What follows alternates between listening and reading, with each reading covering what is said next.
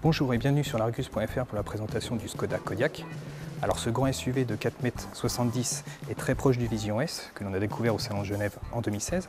Alors son style donne une impression de robustesse et de qualité et c'est quelque chose qu'on retrouvera sur les prochains SUV de la marque et notamment le futur Yeti. Et quelques éléments seront reconnaissables comme la calandre à double barrette, les phares à double étage mais aussi les arches de roue un peu rectangulaires. Mais c'est à l'intérieur que le Skoda Kodiaq séduit le plus. Alors première bonne impression quand on s'installe à bord du Kodiaq, c'est sa position de conduite, on est parfaitement bien installé. On a également affaire à une planche de bord plutôt bien faite, bien construite, bien finie, avec un style assez robuste comme on peut retrouver à l'extérieur du véhicule. L'autre point fort également chez Skoda, c'est l'ergonomie qui est toujours bien pensée.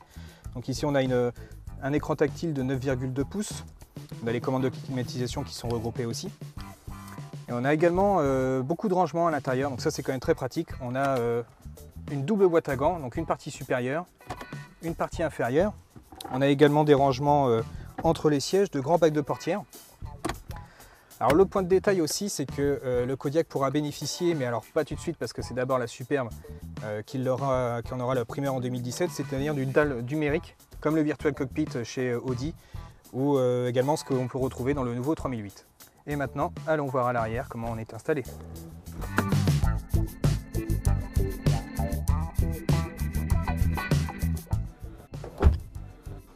Alors à l'arrière également, on est très bien installé. Il y a beaucoup de place pour les jambes. Également une garde au toit qui est très bonne, de la largeur.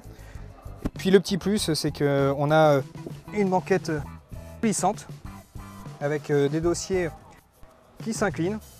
Donc là, pour faire une petite sieste, c'est parfait.